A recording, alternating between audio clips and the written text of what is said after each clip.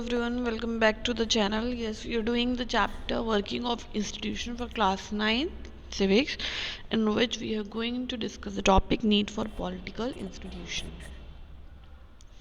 Now, why do we need political institution? We have seen one example of how the government works. अभी आपने जो है इस chapter में एक एग्जांपल देख लिया कि गवर्नमेंट कैसे वर्क करती है, कैसे डिसीजन लिया जाता है और कैसे उसको इम्प्लीमेंट करा जाता है. तो they think governing a country involve various such activities. तो अगर गवर्न करनी है कंट्री तो बहुत सी एक्टिविटीज़ उसके अंदर ऐसी इन्वॉल्व होंगी जिसमें आपको गवर्नमेंट का वर्क देखने को मिलेगा. For example, the government is responsible for ensuring security to the citizen and providing facilities for education and health to all. ये भी गवर्नमेंट का काम है कि सबको जो है वो सिक्योरिटी दे, सिटीजन्स को जितने भी हैं, और फैसिलिटीज़ दे सबको एजुकेशन और हेल्थ की. It collect taxes and spend the money thus raised on administration, defense and develop programs. तो ये टैक्सेस कलेक्ट करती है गवर्नमेंट जो होती है, फिर उस मनी को खर्च करती है और रेज करती है एडमिनिस्ट्रेशन के ऊपर, डिफेंस के ऊपर, डेवलपमेंट प्रोग्राम्स जो भी होते हैं तो उसमें यूज़ करती है वो मनी को. It formulate and implement several welfare scheme. बहुत सी वेलफेयर स्कीम जो होती हैं वो बनाई जाती हैं और इम्प्लीमेंट करी जाती हैं थ्रू गवर्नमेंट.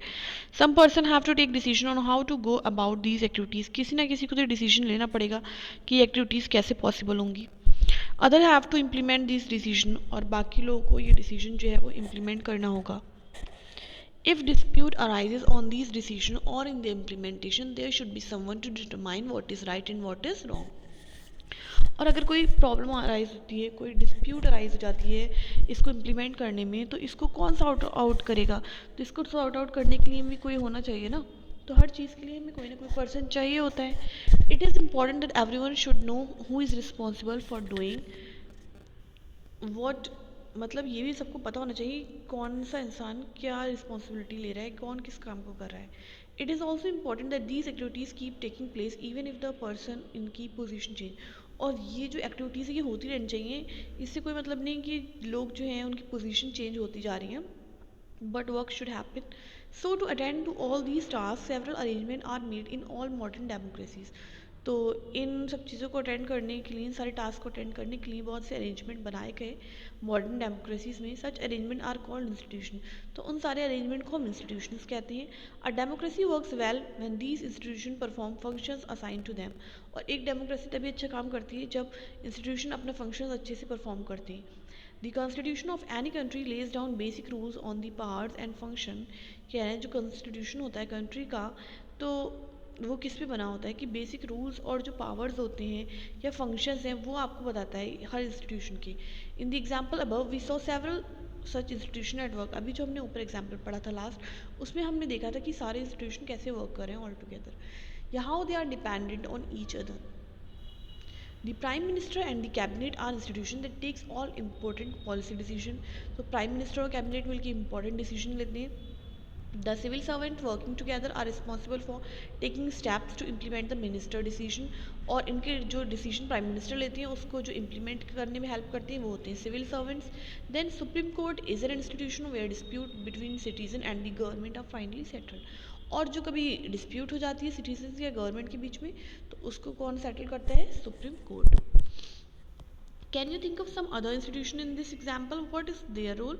क्या आप किसी और इंस्टीट्यूशन के बारे में सोच सकते हैं और उनका रोल बता सकते हैं? Working with institution is not easy. अच्छा, इंस्टीट्यूशन के साथ काम करना आसान तो नहीं है.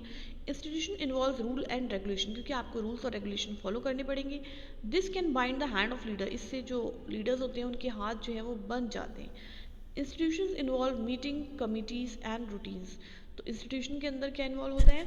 मीटिंग्स होती हैं, कमिटीज़ बनती हैं और एक रूटीन फॉलो करना होता है. This often lead to delay and complication. इसकी वजह से कई बार डिले और कॉम्प्लिकेशन आता है. इसीलिए लोग कहते हैं कि गवर्नमेंट का काम आसान नहीं होता है, हमारे तो मतलब जो हैं शूज़ ही घिस जाते हैं. Therefore dealing with institution can be frustrating. कई बार तो इंस्टीट्यूशन के साथ डील करना फ्रस्ट्रेटिंग भी हो सकता है. One might feel that it is much better to have an one person take all decision without any rules, procedure and meeting. तो हो सकता है कि कुछ लोग ये फील करें कि बेहतर होता कि एक ही पर्सन जो है वही सारे डिसीजन ले और बिना किसी रूल या प्रोसीजर या मीटिंग्स के को करे, अपने आप ही अकेले सारे रूल्स डिसीजन ले ले. But that is not the spirit of democracy. But क्या ये डेमोक्रेसी कहलाएगी? No. Some of the delays and complication introduce by institution are very useful. कभी कभी बहुत से डिले और कॉम्प्लिकेशन जो होते हैं वो बहुत काम के होते हैं. They provide an opportunity for a wider set of people to be consulted in any decision. क्योंकि ये एक अपॉर्चुनिटी प्रोवाइड करती है काफ़ी लोगों को कि वो जो है कंसल्ट कर पाएँ एक दूसरे से डिसीजन के बारे में. Institution make it difficult to have a good decision. तो कई बार इंस्टीट्यूशन जिस चीज़ को डिफ़िकल्ट बना देता है कि कैसे गुड डिसीजन लिया जाए, टेकन वेरी क्विकली, मतलब जल्दी नहीं ले पाते. But they also make it equally difficult to rush through a bad decision.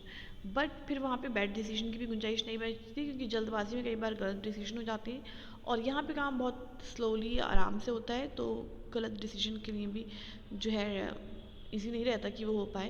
That is why democratic government insist on institution. इसलिए गवर्नमेंट जो है डेमोक्रेटिक वो इंसिस्ट करती हैं इंस्टीट्यूशंस के ऊपर. Next is Parliament. In the example of the office memorandum do you remember the role of Parliament. तो कह रहे हैं आपने अभी जो ऑफिस मेमोरेंडम वाला एग्जाम्पल देखा था, तो आपको उसमें पार्लियामेंट का रोल याद है ना? परहैप्स नॉट, मे बी आपको नहीं याद हो सकता है.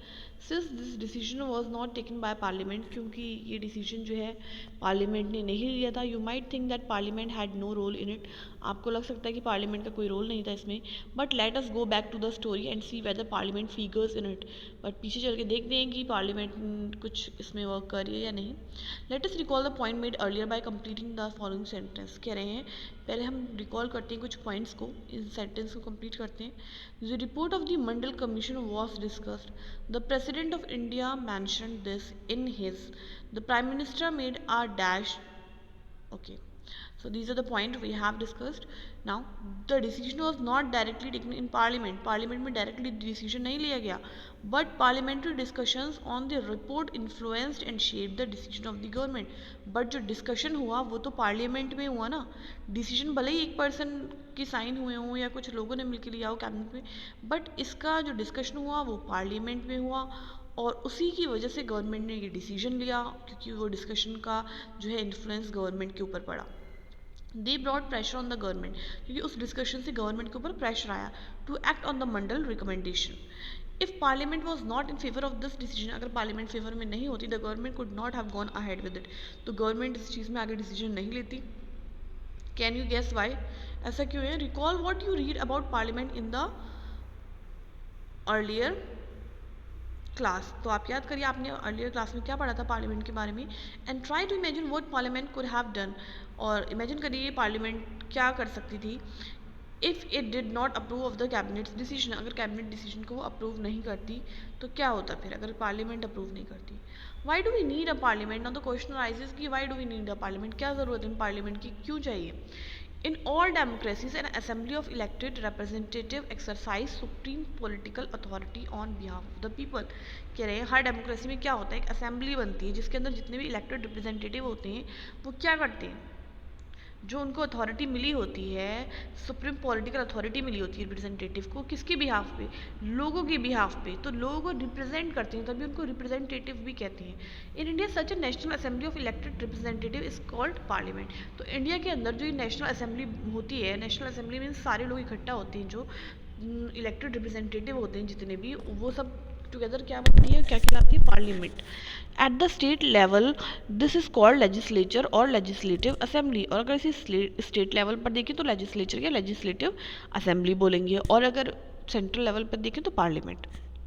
द नेम में वेरी इन डिफरेंट कंट्रीज. हाँ, इनके नेम अलग अलग हो सकते हैं डिफरेंट कंट्री में, but such an assembly exist in every democracy. But her democracy में ये असेंबली होती ज़रूर है. It exercise political authority on behalf of the people in many ways. तो ये पॉलिटिकल अथॉरिटी को एक्सरसाइज करती है लोगों के बिहाफ पे कई तरीक़ों से. देखते हैं. First, Parliament is a final authority for making laws in any country. तो पार्लियामेंट जो है वो एक फाइनल अथॉरिटी है जो लॉज बनाती है कंट्री के अंदर. This task of law making और legislation is so crucial that these assemblies are called legislatures. तो ये टास्क जो है लॉ मेकिंग का या लेजिस्लेशन का बहुत ही इम्पॉर्टेंट है, और जो है इसलिए इस असेंबली जो है लेजिस्लेचर कहलाती हैं. Parliament all over the world can make new laws. Parliament पूरे वर्ल्ड के अंदर जो है वो नए लॉज ही बना सकती है. चेंज एग्जिस्टिंग लॉज को भी चेंज कर सकती है, और एबॉलिश एग्जिस्टिंग लॉज, और अबॉलिश भी कर सकती है, यानी ख़त्म भी कर सकती है, and make new one in their place, और उनकी जगह पे नए भी बना सकती है. Now Parliament all over the world exercise some control over those who run the government. और पार्लियामेंट कहीं ना कहीं जो है उन लोगों को कंट्रोल करती है जो लोग गवर्नमेंट चला रहे हैं. In some countries like India this control is direct and full. India में तो ये कंट्रोल डायरेक्ट है और फुल भी है. Those who run the government can take decision only so long as they enjoy support of Parliament. तो जो भी है गवर्नमेंट चला रहे हैं वो डिसीजन लेते हैं तभी जब उनको पार्लियामेंट सपोर्ट करती है. Parliaments control all the money that government have. Parliament सारी मनी को जो है कंट्रोल करती है जो गवर्नमेंट के पास होता है. In most countries the public money can be spend only when parliament sanctions it. तो कई बार तो कंट्रीज में पब्लिक मनी तभी स्पेंड कर सकते हैं जब पार्लियामेंट इस चीज़ को सेंशन करेगी, वरना नहीं कर सकते हैं. Now the fourth point is parliament is the highest forum of discussion. जो पार्लियामेंट है वो सबसे बड़ा फोरम है डिस्कशन का और डिबेट का on public issue. Public issue के बारे में सारी डिबेट और जो है वहीं पर ही होती है. And national policy in any country, या नेशनल पॉलिसीज़ के ऊपर जो डिस्कशन होते हैं वो भी वहीं होते हैं. Parliament can seek information about any matter. तो किसी भी चीज़ की इन्फॉर्मेशन इकट्ठा कर सकती है, वो जानकारी ले सकती है. This was all about parliament.